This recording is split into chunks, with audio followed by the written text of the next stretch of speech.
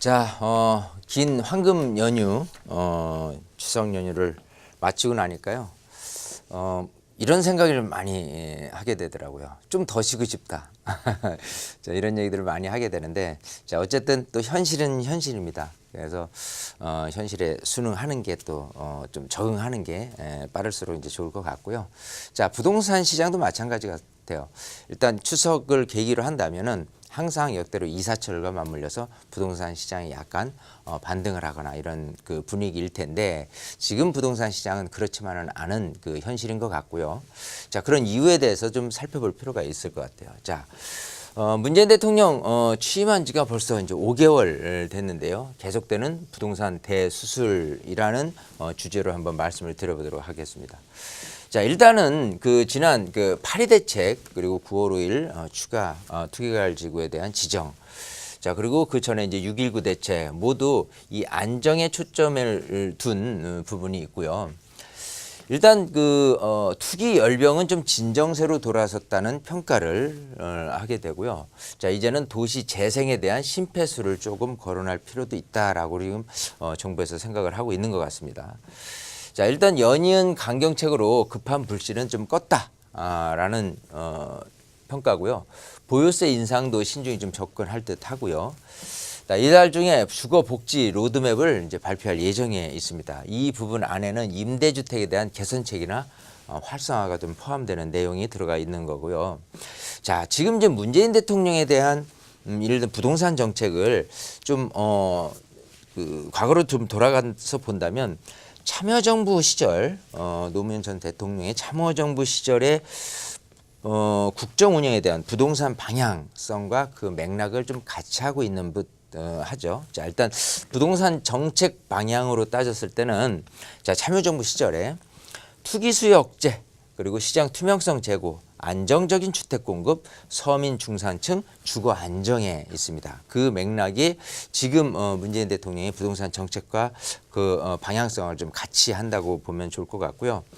자, 그거에 따라서 다양한 정책 수단으로는 부동산 관련 세제 개편이라든지 실거래가 신고, 맞춤형 주거복지 추진, 그리고 신도시 확대까지 이런 내용들이 참여정부 시절에 진행을 했었던 내용입니다. 대체적으로 이런 식으로 부동산 관련 세제 개편이라든지 이런 내용들은 문재인 대통령도 지금 맥락은 같이 하는 방향성을 갖고 있는 거는 맞는데, 자, 이 상황에서 지금 예전하고는 틀리게 신도시 확대라는 부분은 빠져 있어요. 자, 이 부분을 어떤 식으로 좀 메꿔나가거나 방향성을 달리할 것이냐 해서 문재인 대통령, 문재인 정부의 부동산 정책에 대한 큰 틀은 비슷하지만 이런 부분에 대해서 어떤 방향으로 움직일지에 대해서 한번 생각해 볼 필요가 있는 거고요. 어쨌든 8.2 대책이라든지 6.19 대책에 대한 안정에 대한 부분이 이렇게 참여정부 시절에 맥락과 같이 한다고 봤을 때, 일단 청약 조정 대상 지역에 대한 규제 강화라든지 투기과열 지구, 투기지역 지정, 이런 부분이 국지적인 과열을 진정시키고 신장 안정을 위한 주춧돌이 됐다라는 평가고요. 자, 그런데도 불구하고 강남권 아파트 분양은 수백 대 1의 청약 경쟁률을, 또 일부 단지 같은 경우는 재건축 개발 호재 부각으로 또 최고가까지 기록하는 상반된 분위기가 또 연출되고 있습니다. 야, 이런 분위기를 어떻게 잠재울 것이냐에 대한 부분도 숙제로 나타나고 있고요. 또 어쨌든 좀 큰 틀에 봤을 때는 예전하고 틀리게 신도시 확대라는 부분을 어떤 방향으로 나아갈 것이냐라는 부분을 한번 살펴볼 필요가 있겠죠. 자, 그래서 그런 부분을 신도시 확대보다는 도시 재생 사업이라는 부분 하고요.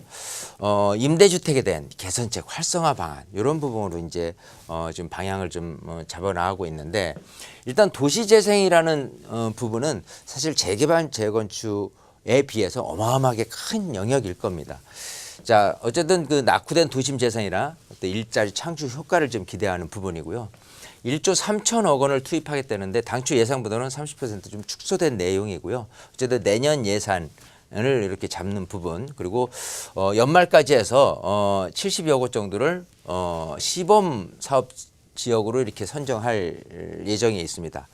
자, 그 중에서는 이제 광역 지자체가 45곳, 정부에서 15 공공기관이 10곳을 제안을 해서 하게 되는데, 이제 선정 과정에서 아마도 지자체가 치열한 경쟁이 좀 예상될 것 같고요.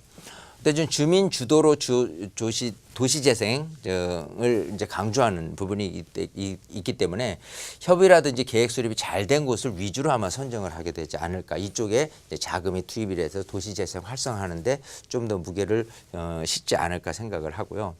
자, 도시 재생 사업이 아닌 민간 임대주택에 대한 개선 방향 활성화 부분인데 이것도 취지는 서민의 주거 안정에 있고요.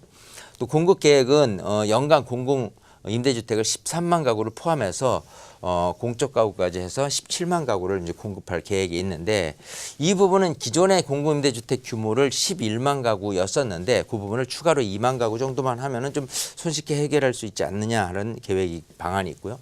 그다음 기업협 임대주택, 뉴스테이 같은 경우 정책 개편 등으로 해서 공적 지원을 받는 민간 임대를 확보하는 차원.